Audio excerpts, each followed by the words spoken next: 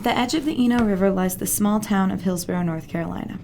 A member of the National Register of Historic Places, it is hard to miss the history at every turn in this town. It can be seen in all aspects of life here and sets the tone and feel of its downtown historic district. The first time I walked Churton Street, history was what initially caught my eye.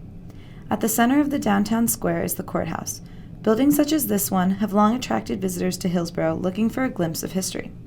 The historical appeal has contributed to the recent growth of the town, and these attractions have increased the town's popularity.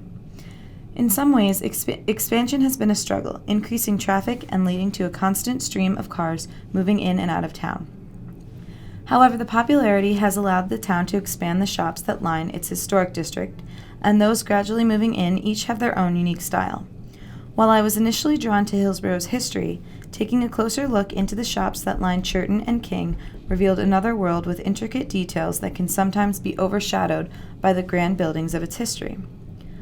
A quick peek into the Hillsborough yarn shop showed me more types of string and yarn than I ever knew existed.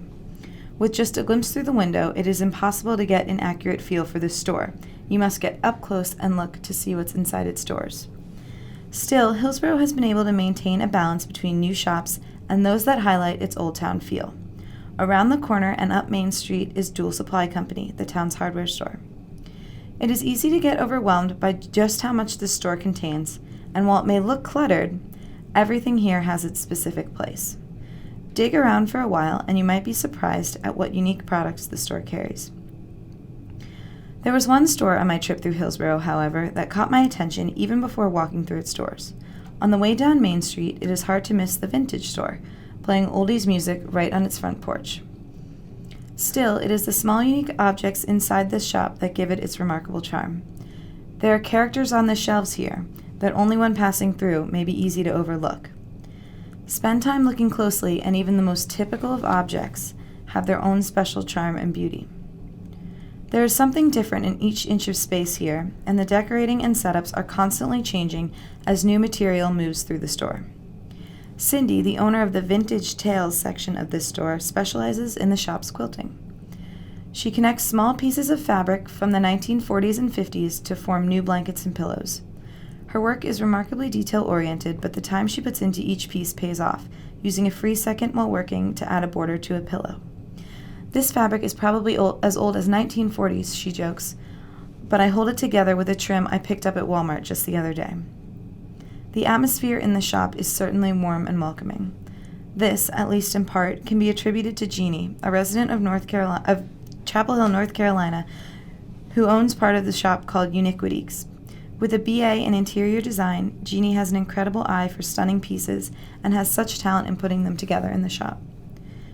It seems she has a special knack for finding all things pink, and it is hard not to notice the girly feel of her collections. It is hard to imagine how she balances this with a family of all boys, but somehow she manages to do it. Jeannie and her husband Brad have 2 sons, Josh and Tyler, ages 7 and 9. She admits that she has to get all the pink out of her system at the shop, as the men in her life would not be happy with the same trends appearing in their home. Still, Jeannie's love for design can be seen throughout her house. Instead of pink, she sticks with white, and her decorating is largely inspired by European art, as she has studied design in London as an undergrad. Yet she always must strive to balance her time between her sons and her collecting. Still, she keeps things light. Brad and I were high school sweethearts from the same small town in Wisconsin. It's kind of embarrassing, she laughs, but I still like him a lot, so that's really nice. The balance between these 2 areas of her life can be seen throughout her home. Just inside her door is a Victorian planter from around the year 1850, filled with little boys' shoes. This is kind of an inside joke with myself, she tells me. Then she shows me a vintage vase filled with baseballs. The boys are very into sports, but they especially love baseball and basketball. I think it's great how this can combine the things that we both love. Although, there are limits to this seemingly perfect balance, as the other day one of the boys took a baseball out to play with. She explained, "I had to go get it from them because it was the perfect size ball to fit perfectly in the base." Other than using vintage pieces for storage, she also adapts her designs by continually decorating up high to keep valuables out of harm's way. This lamp, for example, has appeared a number of times in decorating magazines. It is kept carefully out of the way on a shelf in the corner.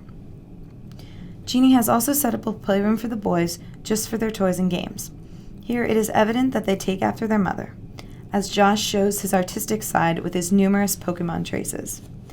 There is even a system of organizing to keep the playroom as put together as the rest of the home, including one area that reads, "If you don't clean up the things that you play with, we will tell your mom and dad."